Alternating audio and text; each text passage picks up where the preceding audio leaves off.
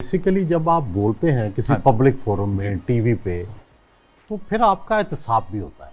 आपकी बातों का बाद में याद रखा जाता है। ये कहा जाता है ये बात ठीक निकली, गलत निकली। Exactly. आपका तजिया जो है वो कितना, तो आपने इस तरह से अंदाज़ा लगाना होता है कि कल को आपको जवाबदेह भी होना पड़ता है। पकड़ तो भी हो सकती इसलिए है। हाँ, तो इसलिए आपको बड़ा मोहतात होना पड़ता है कोई भी बात करते हुए। सर बेसिकली पहले तोड़ से मुराद मेरी ये थी कि जो 10 बजे के बाद एक हमारे टीवी चैनल्स पे हंगामा बपा होता है एंकर्स और तजिया निगारों के बीच में, मैं उनकी बात कर रहा था। उसका कोई गलत मतलब नहीं लेगा।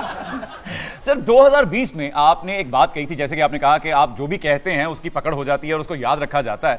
तो 2020 में आपने कहा था कि ये कंपनी नहीं चलेगी। तो सर आपके पास मौक्कलात हैं? मौक़िलात नहीं है, तज्ज़िया किया जाता है। जब आप हालात को देखते हैं, इंटरनेशनल हालात, डोमेस्टिक हालात, इकॉनमी, एस्टेब्लिशमेंट की सोच, सबको मिला के आप एक तज्ज़िया करते हैं। मैंने इससे पहले मियां नवाज शरीफ साहब के जाने से पहले जब वो वज़ीर आज़म थे तो मैंने एक कॉलम लिखा था दी पार्टी इज़ ओवर। और उस वक़्त मियां साहब भी हैरान हो गए कि ये आप क्या कह रहे हैं, और मुझे उन्होंने बड़ा उस पर एक तरह की शिकायत की कि ये आपने क्या लिख दिया, मेरी प्राइम मिनिस्ट्री को तो कोई ख़तरा नहीं। मैं क्या जनाब, मुझे तो यही नज़र आ रहा है। तो और वाकई ऐसा हो गया बदकिस्मती से। और फिर इसी तरह जब मैंने ये लिखा कि ये कंपनी नहीं चलेगी और बड़ा बुरा भला कहा गया, लेकिन बाद में वो भी दुरुस्त साबित हो गई।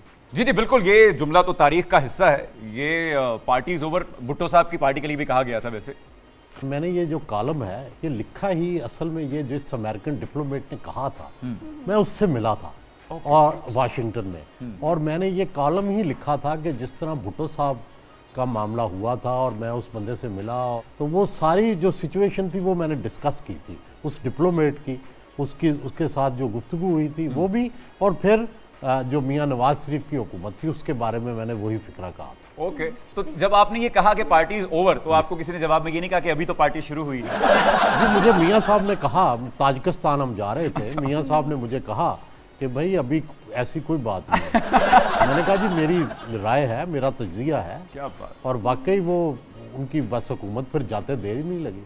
ये कंपनी नहीं चलेगी सर, ये जो टाइटल था इस पे काफ़ी क्रिटिसिज्म हुआ और ट्रोलिंग भी काफ़ी हुई, तो आपका इस पे क्या रिएक्शन था? मेरा रिएक्शन था सब्र और वक्त का इंतजार। आप ट्रोलिंग का जवाब क्या कर सकते हैं, जाहिर है आपके वो भी पढ़ने वाले होते हैं, आपके सुनने वाले होते हैं, तो आप तो जवाब नहीं दे सकते। आप सब्र करते हैं, वक्त साबित करता है कि आप सही थे या वो सही थे। क्या सीख मिली इसमें हमें कि सब्र करना चाहिए, वक्त का इंतजार करना चाहिए। सर आपका शुमार उन इक्का दुक्का सहाफियों में होता है जो कि कंट्रोवर्शियल नहीं है, लेकिन फिर भी इसके बावजूद जब कुछ लोग आपकी तस्वीर उन सहाफियों के साथ जोड़कर सोशल मीडिया पे लगाते हैं और ऊपर लिफाफा सहाफी लिख देते हैं, कैसा महसूस होता है?